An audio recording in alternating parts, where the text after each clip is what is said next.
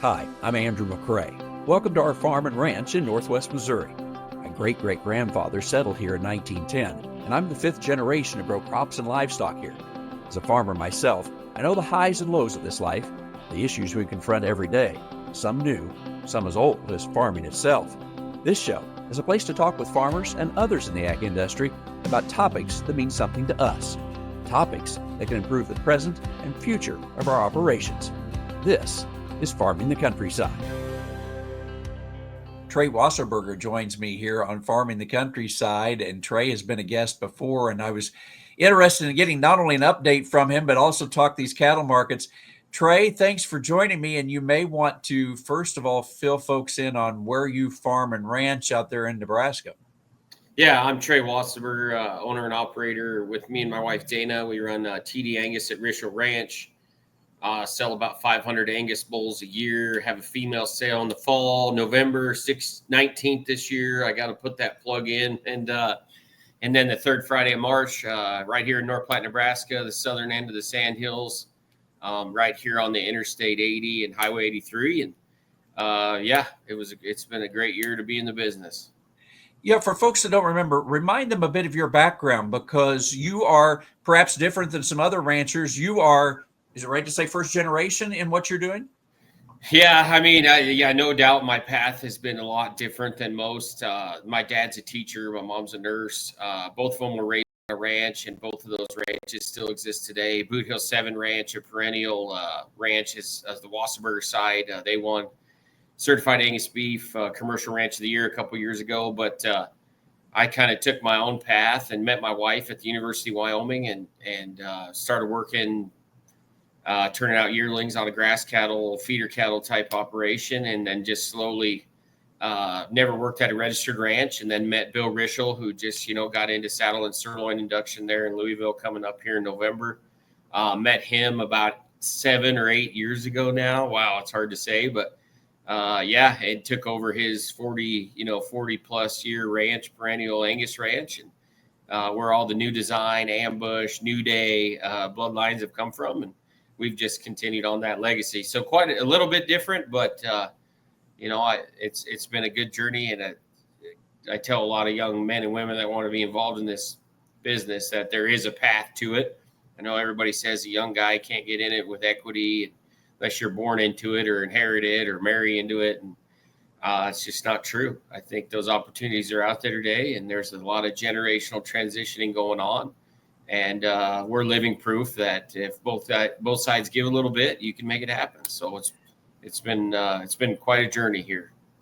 I know we could do an entire show on this, but speak to that for just a moment, because there are a lot of people that I hear from that say, I would love to be involved in ranching, but I'm first generation or I'm pretty small. What advice would you give them based on what you've been able to do to be able to get in this and make it a career? Yeah, I get that actually quite a bit. And I have some interns too. I had a great intern from Iowa State this summer, and had some from University of Nebraska, NCTA, University of Wyoming, and spoken to a lot of entrepreneurship classes as well. And they always ask me, that's the first question, how do I get involved? My dad's a banker or insurance agent. My mom's a nurse. And I always tell them, man, there's so much opportunity out there today in agriculture for a young guy and woman if they want to do the hard things. Like if they want to build fence. Just this morning, I was sitting there trying to find a contractor to build fence.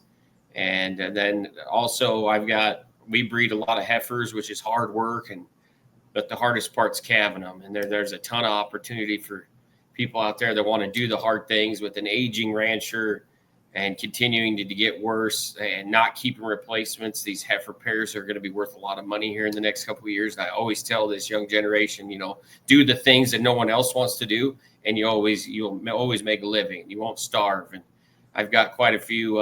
It's a beautiful thing. We're top 10 for registration for the American Angus Association, but our average labor is about 27 years old out there. I got about four full-time guys, and they're all really young. And so it's living proof that there's a lot of opportunity for a young guy that just wants to outwork them and go to work and do the hard things. So that's what I always tell them. What kind of fence are we building? Metal or barbed wire? Man, I would take a welder today that wants to build pipe fence, a guy that wants to string 4-wire barbed wire over the sand hills. Like, I'll take whatever I could find. And it's like name your price too, is the funny part. So ton of opportunity out there for that. You know, we still build our own barbed wire fence, and there is a bit of an art to that. It is hard work, but you're right. It takes a little time to train somebody in that. My son's a senior in high school, and I try to give him good training on it. But I just remember all those days being out there with my dad having to build those fences, and it takes a little. And it takes a little work, and it's hard to find somebody if you want somebody else to do it too. Yeah, that's right. Yeah, absolutely. I think it's out there, and there's a ton of opportunity out there to do it, and somebody to show you too, and even maybe finance you and become a partner with you. And yeah, it's out there, definitely out there. Well, let's jump into something that has been ongoing for a while, and it still is, which is a packing plant that you have been a part of out there. And for folks that don't know, because when they picked up this story, maybe the last time we visited, you were still in the planning process, but you certainly are processing beef out there, and you are on your way to full capacity. But describe who was involved in that and what you're doing there. Yeah, so we started this sustainable beef. A bunch of like-minded producer type gentlemen all came out there together in 2020, and you know, a lot of stuff going on in COVID and whatnot, and definitely was just hard to get our cattle killed and harvested. And some like-minded type producers got together here in North Platte, Nebraska, and decided to build a packing plant. And I mean, just a couple cowboys that wouldn't quit. Eventually got introduced to a lot of different people through Western Nebraska. Obviously, David Briggs, our CEO, joined the helm, still our current CEO today.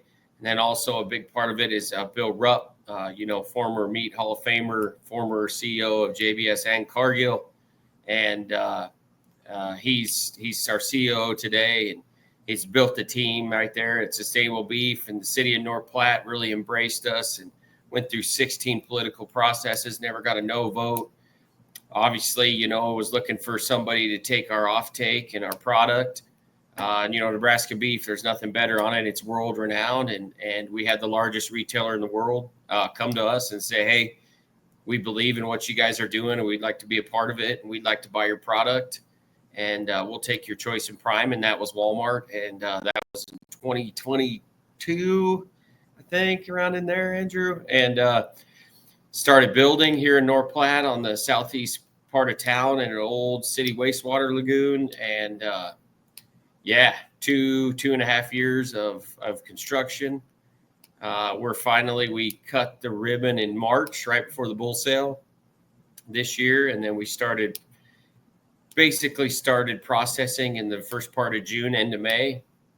And, you know, started with 40 head, 80 head, and slowly ramped it up. And today, we're probably in that 700-800 head a day range, and killing high quality Black Angus cattle that grade. And that's what the consumer wants. And it's just been, it's been a big process. We've got 800 plus employees, and one-time shift, and it's been great. All the people here. I coach little boy tackle football, and two kids on my team. Their parents work at the plant. It's really shaped North Platte and added a lot of economic opportunity. And it's been a wild ride here for the last 3 or 4 years. So, of course, there's plenty of competition out there, but is your idea or the idea behind this plant to really try to compete against all the big guys out there, or is it to do something that others aren't really delivering in the market? Yeah, I don't speak for all of us at Sustainable Beef. For me and my family, we're cowboys that run cows in the sand hills, that sire the bulls, that go out to 30 different states, and then we try to buy those cattle back, sired by our bulls, to run through the feed yard and then kill them, you know, take them through our processing plant. And that's really our family model. Do I want to be at 6,500 head a day or 5,500 head a day? The answer is no, mainly because it doesn't fit my model. I mean, it's hard to do. Those guys are really good at it. You know, they're globalist companies for a reason, because they're really, really good at it. And being a meat packer, I say this all the time. It's probably it is the hardest thing I've ever done. But being a packer every day, I cannot tell you how much I respect them. Every day is a jigsaw puzzle on that fab floor, and you might be missing this person, or you got this kind of not working quite right. And every day it's a jigsaw, 300-400 people in there with a moving chain, all kind of being cohesive together and trying to make it work. And it's incredibly hard. I want to get to 1,500 head a day of the best cattle I can find and increase demand at the largest retailer and see where that goes. But we're very much different. We're producer owned. We're a greenfield startup. We're nothing like that. And there's room for plenty of us in the market. I think they need us, and I think we need them. We obviously need them. If we're gonna get 150,000 or 650,000 head a week killed, we better, it's going to take some big people that know what they're doing and how to get that done. So very, very important. You've mentioned that relationship with the largest retailer there, Walmart. I'm just curious about what they want in the marketplace, because you mentioned they want, it sounds like, the high quality beef. So is that something that, in a sense, they were having trouble sourcing other places and that you can fill a void in the marketplace then? Yeah, and that's another point about being different from, one of the major packers is we have different specs in how our product is cut. Specifically, they leave, our plant as boxed beef, and we have certain specs that Walmart has found data in that they believe in, and that their consumer will only not only buy their beef but buy more of it, and in a sense increase demand. It's a great model. It's something that's new and highly innovative, and it seems to be that these new specs and how we present this beef on the plate or more or less on the shelf is highly important. And so that's kind of where we're headed.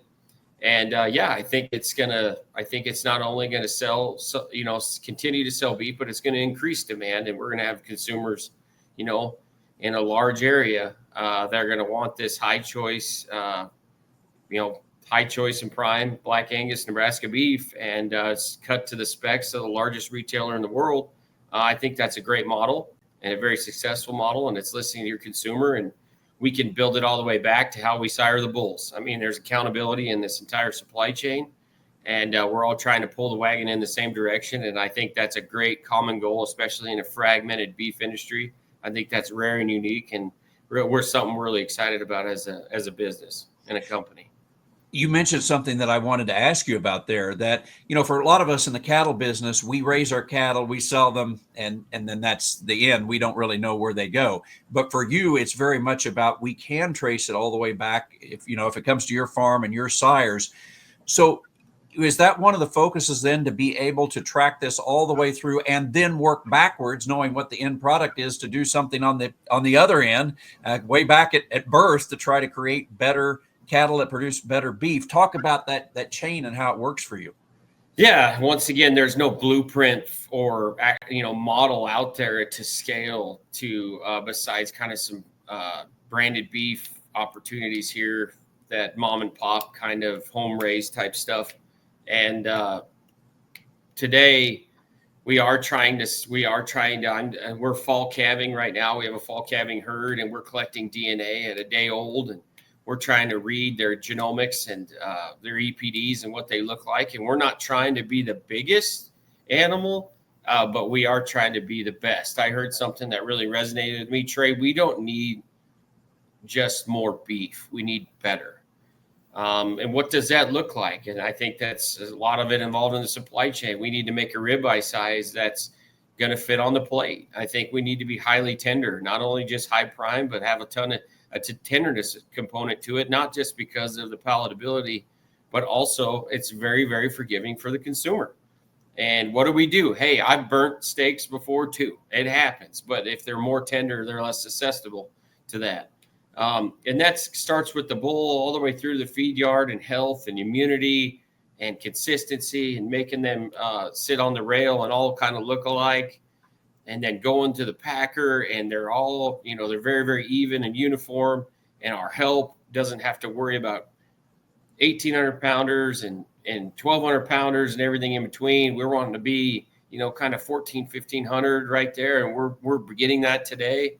And so that cutting is easier, and then it's going into the box, and then it's getting trimmed there, and then it's getting sold more uniform.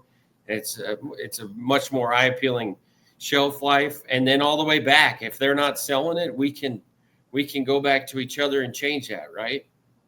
And that's something today that's rare and unique. And there's an accountability among all of us. If some of us doesn't do our job, it's going to be a problem, and we'll know it. But we are a team, and we are pulling the wagon in the same direction. If one of us doesn't, we can fix that. So it's rare, unique, but it's exciting. Do you think that there are consumers out there that would like to have the ability then to be able to follow that beef all the way back in the chain, all the way back to your farm? What are you seeing on the consumer side, and what are you able to provide through the plant there? Yeah, I think we're there. We're slowly stepping towards some kind of technology to start gauging that and testing that and seeing if the consumer. It's kind of hard to say that the consumer will pay for that today when box beef is at an all-time high seasonally, and you've got $21.99 prime ribeyes, and we're still selling it. Like, when's this threshold end? And I don't know if supply chain capabilities will pay for that. It's been untested. But what I do know, we've had a lot of people in the hide market. We've had a lot of people in the offtake market that they want to come to the ranch here south of North Platte and see the baby calves on green grass and the kid over there feeding his pig and the chasing the dog and riding his pony. That is something that they are infatuated with. And that to them, it holds value to the story that they could sell, whether it's selling hides to Nike or Adidas or Dodge Ram, or I just, looking out the window, there's leather everywhere. And that's something they're interested in. I think that's something that we can do as a company, and we're trying to put that together. And I think there's value there. And I think there's value to people all the way down to the producer to see that. So they are interested in it. There are so many producers out there, lots of cow-calf guys and background or stocker operations like myself, and we aren't tied into a program like yours. So what would you say to us? Because I think all of us want to do our job well, do it better, and be able to take advantage of opportunities. Do we have to create them similar to what you all did coming together, or how do you find those opportunities to be able to do some of this and capture some of that value? Yeah, I think that we're collecting a lot of data, especially like I said, we're fall calving now. We're collecting genomics, and we're registering them and getting their genomics and EPDs at a day of birth, and we're starting to measure everything from the day of birth all the way till they leave our ranch, and then we're following his calves all the way through the feed yard.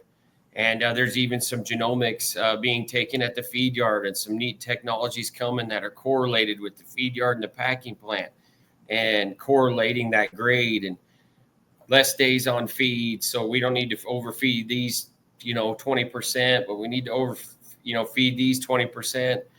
There's just a lot going on, and it's unproven, but it's something that we think that adds efficiency to the industry. And our team is very, very innovative and very, very different. And we've really embraced change from the start. Obviously, I mean, a bunch of cowboys trying to be meat packers. We've already said once before that we want to do this, even though we don't know what we're doing and we're uncomfortable. We believe in the goal and the mission. And so we're just taking that same mind frame all the way through the supply chain that, okay, we can do better. And if, let's just try to do our best every day and year over year growth. And let's measure how do we improve if we're not measuring. I just think I'm really excited to work with this team all along, even with producers all over the nation, and with the largest retailer, and us bouncing back and forth what we're seeing, because we are in the beef business, right? Whether we like it or not. I've had multiple people be like, well, I don't buy my steaks at Walmart, or I'm not doing business with Walmart. And I'm like, guys, it's the largest retailer and the number one seller of American beef.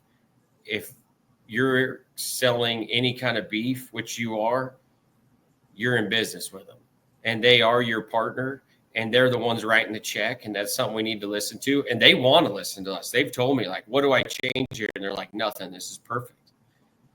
They want to do their job and we want to do our job, but we want to make each other better and sell more of it and add more profitability to it, until this year, the year before was starved for margin. Historically, it's always been a tight margin business. And we're trying to stretch that out even a little bit more. Even with 245 fat cattle, we're still trying to sell more beef, and so are they. So it's a wild times, but I'm glad to be a part of it. Trey, in the time we've got left here, let's talk about the market, because I think for the last 2 years we keep saying, well, it's high, and it's gone higher. And I guess we shouldn't make any excuses for that. That's been good for most cattlemen. They've been able to make money. Has it changed anything you're doing in your business as far as, nobody seems to be retaining a lot of extra heifers to grow this cow herd? We can sell them for so much. What are you seeing out there in North Platte? Yeah, I'm not. I sell bulls, so that's kind of a cheat code. It's a very, very small portion of the industry. But heifer bulls, was there that much of a premium this year? I would say no. I don't see a retainage in heifers. Also, selling semen, was it the skyrocket year of selling semen? I wouldn't say yes to that either. I've had the opportunity, even from buying cattle clear to Kentucky, Georgia, Alabama, Texas, Oklahoma, New Mexico, California, Idaho, Colorado, Utah. I have bought some of the best spayed or open heifers that I've ever got. And we just shipped some last week that did it all. I mean, incredible steer type numbers, gaining 3.8, 4 pounds a day, being 100% choice and prime. I don't see the retainage in this cow herd. And I do think there is some heifer projects going out there. There's some cattle feeders out there that maybe are breeding a few heifers. My question is, and back to getting those young people involved in the business, who's going to calve these things? Breeding them's hard, calving them's harder. And I want to know, and I think that's going through a lot of producers' minds. Like, yeah, I can breed them, but I'm not going to calve them. So I'm going to sell them regardless. But they're worth, you're seeing $2,800, $2,900 yearling heifers coming off grass. Like, why would you breed one? It's a slippery slope. We've seen some other countries go through this, and most of them kind of start rebuilding. But Australia definitely did it 3 or 4 years ago, but I don't see it today. I don't. I think times are good to stay, pending a paranormal black swan event. I think times are good and going to be good for a while. So yeah. We'll hope so. We've been saying that, and it's stuck in there. So we'll hope that it continues. Trey, I appreciate the time. And for those that are looking for more information, not only about the plant, but what you do, how's the best way for them to be able to find out more? Yeah, look us up on Facebook, TD Angus at Rishel Ranch. Also on Instagram. Reach out to me anytime on our website, tdangus.com. Producers ever want to come out here and look at the cattle and look at the cows that sire the bulls that go all the way through the supply chain. It's really cool. You can go see the bulls on their mother, to the feed yard that their brother sired, and to the packing plant, all within 15 minutes of each other. And it's all producer owned and producer driven. And that's something we're very proud of. And today, and if anybody ever have any interest in our program, just reach out to us and we'd love to visit with you. Trey, I appreciate the time and wish you the best on all the operations that are continuing out there. It's a great story. Thank you, sir. Appreciate it. Take care.